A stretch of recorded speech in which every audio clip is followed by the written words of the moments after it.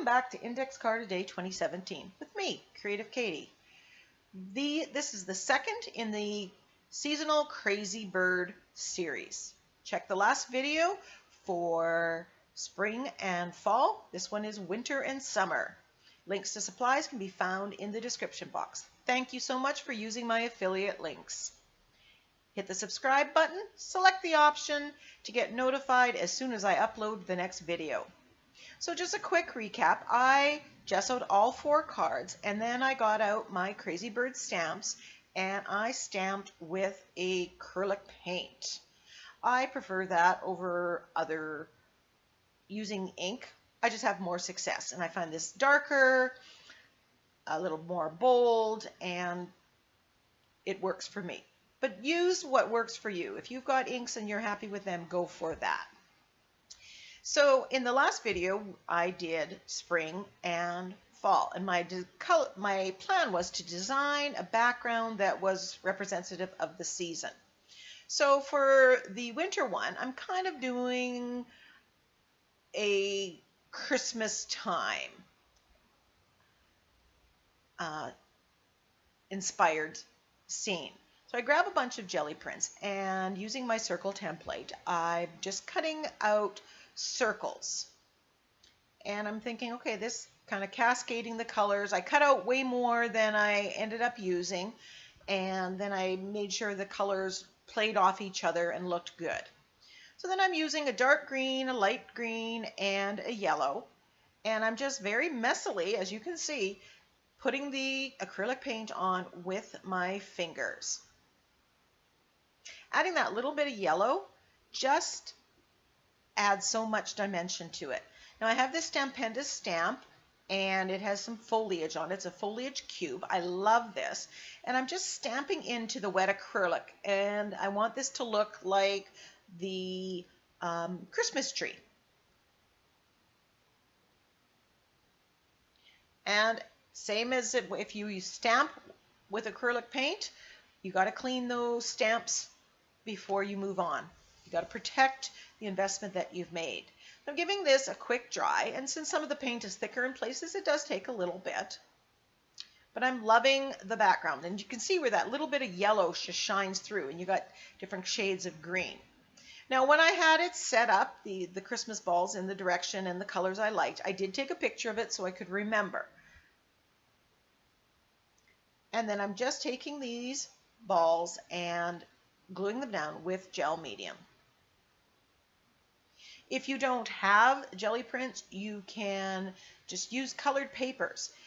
Decide on the color you want, use several shades of it, mixtures, do some stamping or stenciling on top of it, and it'll make an interesting paper that you can use to cut out embellishments.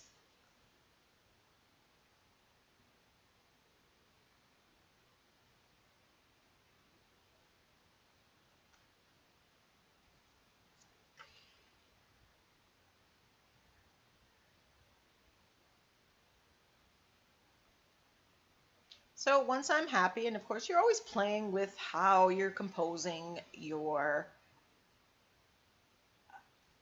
page.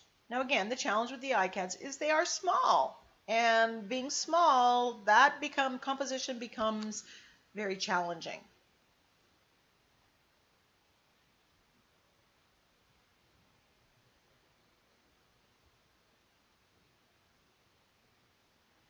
So trimming off the excess. And then I'm just grabbing the woodless charcoal pencil, and I'm absolutely loving this. I have found that it doesn't work so well if there's any wet gel medium around it. You need to dry it. It works better on just a painted surface. Now, later, or in the last video, you saw me use my Pitt Artist brush pens, and I'll be using that later for the second part of this video. But I didn't have them then. But I could have done the shading with the black Pitt Artist brush pen on here. And you'll see me learning how to use those very soon. So then I wanted to make these into Christmas balls. So I grabbed my Secure Jelly Roll pen, and I'm drawing like the little top to it. And then I decide that instead of drawing it on and using all that ink, I decide, you know, I can do it faster by using just gold paint. And my gold paint is just a little bit brighter. So I'm just painting on the little toppers to the Christmas balls. And I'm just kind of mixing it up so that each of the tops is in a different direction.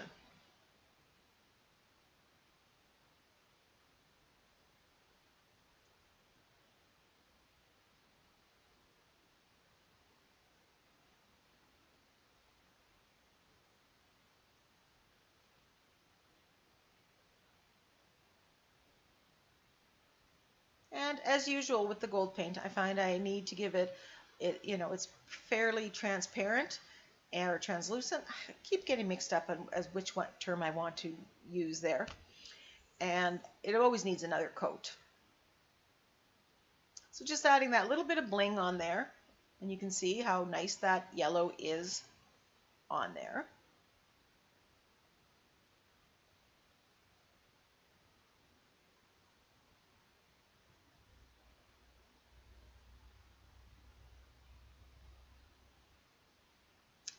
And I'm going to edge it in black because if you've seen the last video, I edged those two in black, and I wanted these because my idea is to frame them together in a series of 4. So I want some of the components, aside from the crazy birds, to be the same. And having them all edged in black is one of those things. And then I have the gold paint here, so of course I am going to add a little bit more shimmer and shine by splattering. And this background is done, and I'm 3 for 3. Now with this one, I glued down a jelly print that I had that was bright yellow and kind of looks like sun rays. And I'm thinking, okay, that's kind of summery. And so then I decide I'm going to put some flowers. For me, summer is about the flowers and that. So I'm cutting out petals from different coordinating jelly prints. You could use scrapbook paper if that's what you have. You can use your own colored paper. I just like using at least 2 different patterns. I find it adds to the overall. So I admit I do an awful lot of cutting and figuring and doing here.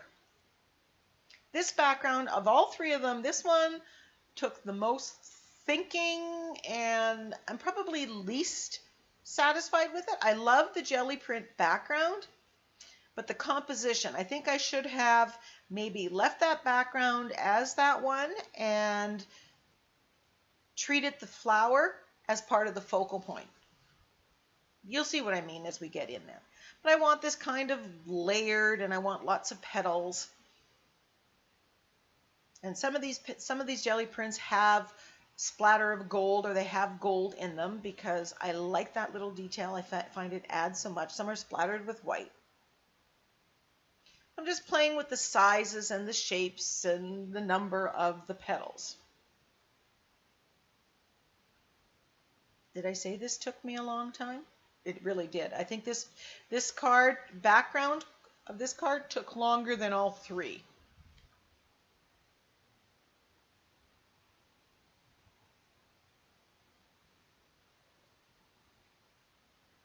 I chose to do kind of the purpley pink against the yellow background because those are complementary colors, and I knew they would pop, they would look good on each other. I like how the flower's there, and then you see those purple rays in the background kind of framing it. And I like when things like that work together. So now that I have kind of gotten it to the point where I like it, I'm just gluing it down with the gel medium. And if you don't have gel medium, don't rush out and buy it. Use Mod Podge, use PVA glue, use school glue and water. Use what you have. I mean, some people like the Yoo-hoo sticks. Maybe that was too many years of being a teacher and kindergarten teacher and dealing with those, but that is not my go-to.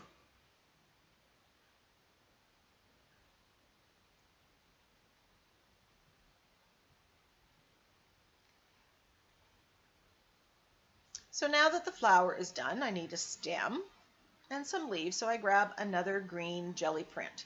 And one of the things that I'm going to start doing when I have my jelly printing sessions, I'm going to make sure that I do some primarily yellow backgrounds or primarily green backgrounds, so that when I do collaging, I will have those. So not too specific in designs, but I'm really interested in doing more collaging and playing with that. But you know, some of the colors I have lots of variety, yellow and green not so much. So I'm using the same jelly print that's in the background in the center of the flower. Now when I did the backgrounds, all 4 backgrounds, I did not have any plan other than I was going to put a crazy bird on there, but I didn't know how I was going to.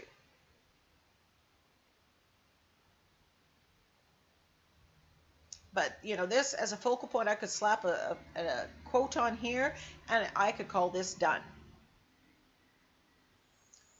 So I'm just going to use the woodless charcoal pencil, and I will put links to that in the description box. And I'm just shading, and I want the flower just to pop that little bit more.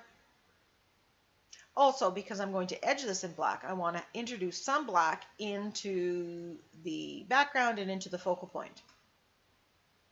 But you can see just there, like putting the charcoal around the yellow center, it just made it pop. It just gave it some dimension and interest.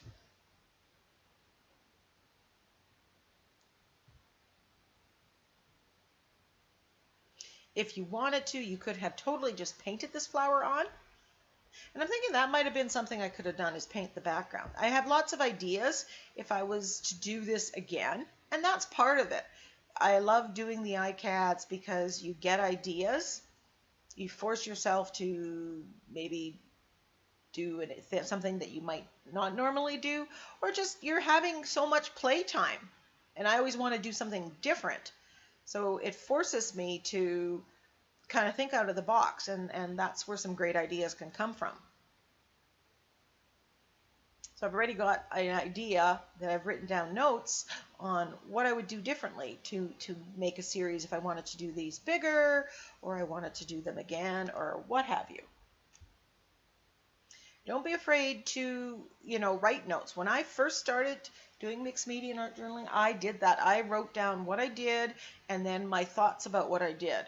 And I found that really, really valuable in helping me grow in this journey.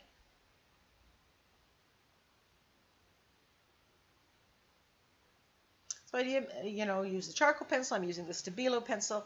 You just use whatever you have to get whatever effect that you find pleasing to the eye.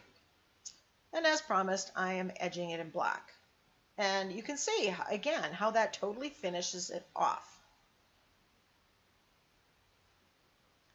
So now it's several days later, and I'm putting a coat of gel medium onto the crazy birds. And I cut them out because I played a lot with them, and the composition of what I was going to put on each of the cards.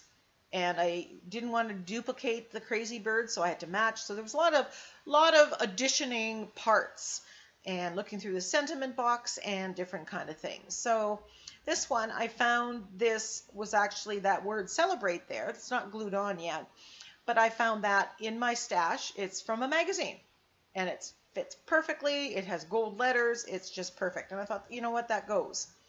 I'm using my Pitt Artist brush pens to color and shade the crazy bird. I was able to buy these thanks to those of you who have shopped in my Amazon store and used my affiliate links. If you buy stuff through those links or go through those links and buy other products, I do get a percentage. You do not pay more, but I do get a percentage, and I told myself that I would buy art supplies that I would then use in videos to show you and learn with you. So these Pitt Artist brush pens are not something I ever would have bought had it not been for you and your support. So I decided I'm going to pretend that this crazy bird he thinks that he is a Christmas ball. So I did cut it out of paper, and I was going to paint it gold, but then I thought, you know what? That crinkle paper or twisted paper of mine, it kind of looks like metal. And so I painted it with the gold metallic and crinkled it up. And so I'm giving him a little cap, and I'm going to do some fussily putting the circle at the top so he pretends that he is a ball on there. Now, when I put the Christmas balls in the background and decided what colors to use, I did not know what color I was going to do the bird in. I didn't even have the idea of making the bird look like a Christmas ball. So I may have chosen my colors a little differently. And if I was doing it again, that's what I might do. But I think this red with the red down below and the green really sets it off. There tended to be a little bit too much blue on here.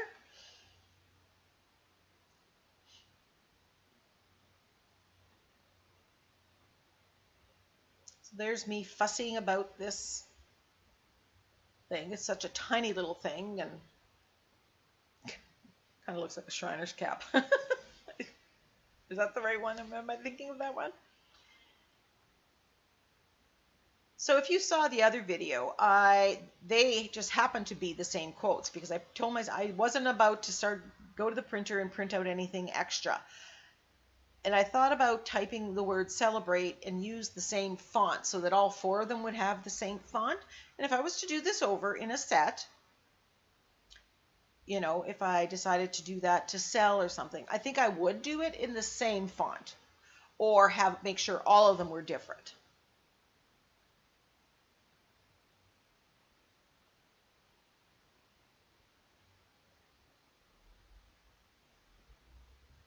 So my winter one is done. So now we're back to this guy. And I think I found the quote. And it says, wherever life plants you, bloom. And so I thought, okay, I'm going to turn this crazy bird, I keep calling Angry Birds, crazy bird into, he's going to be like a flower. So I decided, you know, and I had a hard time deciding what color to do. Now that it's done, I chose purple because the flower is purple. And then the other flower that I'm going to add onto his tail because he's blooming, I made it more pink. There's a little bit of teal in that big flower. I may have tried to use teal there. I also probably would have moved that flower up taller so that it wasn't as crowded on the bottom.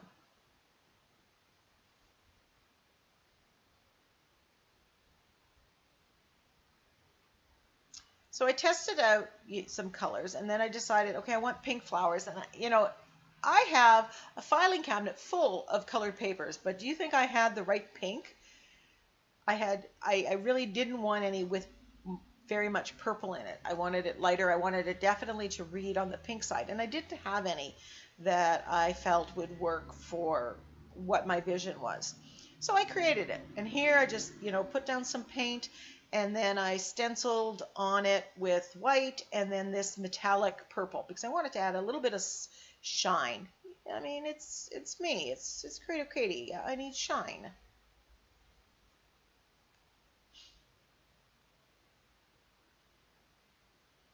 But as you can see, it still reads very much the pink and the lighter pink.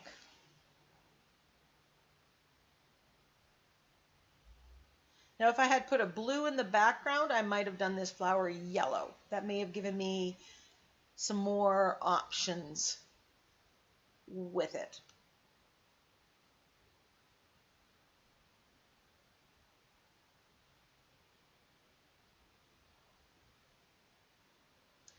So again, there was an awful lot of fussy placing, fussy auditioning here. But you can see the petals do show up. They are lighter. They do show up as different.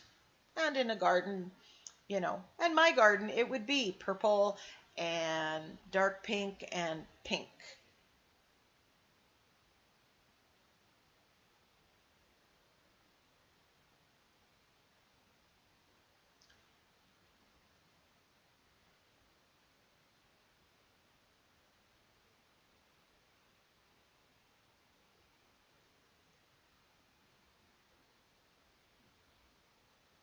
So the Crazy Birds, you can buy a set from Tim Holtz with has all these additions where you know, they're wearing a flower petal hat or they're wearing a Santa hat or a witch's broom or whatever. But you can cut and piece that on yourself. You can go find clip art. That's not what I did for this video. I just kind of did my own thing.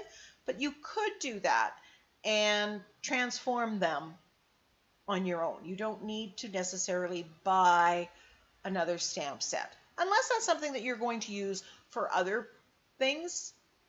I always try to think about how many uses can I get out of this. I like to get maximum bang for my buck. With the light background, I decide that I want to mount this on black paper first. And I bought a mini scrapbook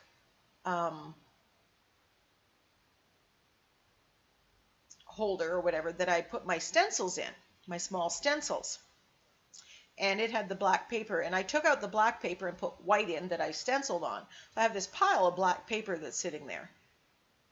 And now I've been inspired to use it to frame my sentiment, and I like how that looks. So here you see me using my pit brush pens to shade around the flower. Now on the top flower I use my charcoal pencil, I use Stabilo All pencil, but here you see me using the pit brush pen. And again, the benefit of using it, once I figure out how to use it and make it work the way I want it to work, is that it will be permanent. The Stabilo All pencil will reactivate. The charcoal pencil will reactivate and move and maybe smudge over time.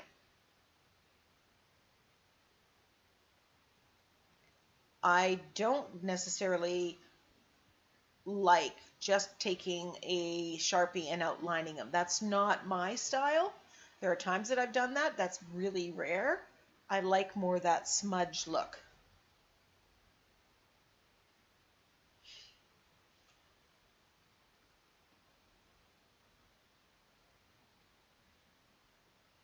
And I'm going back to the Stabilo. I can't quite get those markers to do what I want to do. And like I said, there is a learning curve. When you get a new product, you need to try it. You need to try it in different ways, and you need to work through the failures or the misses and keep trying. And then I plan on going and searching some videos and watching people. How are they doing it? How are they holding the pan? How are they smudging it? Are they, you know, what part of the finger are they using? What, you know,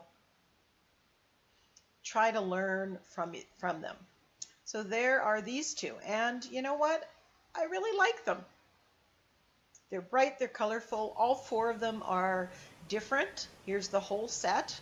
I absolutely am going to frame these. I think it would be a very cute wall hanging and a gift for somebody. Would you buy this? And here are the close-ups of the winter one and the summer one.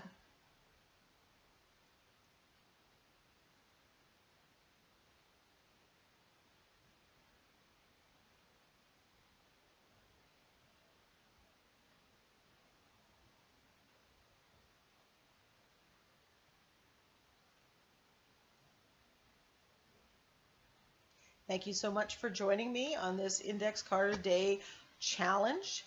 There is one more video, and I think I will probably do one or two flip throughs. I might divide it up and kind of give a running commentary on what I think I've learned from this process.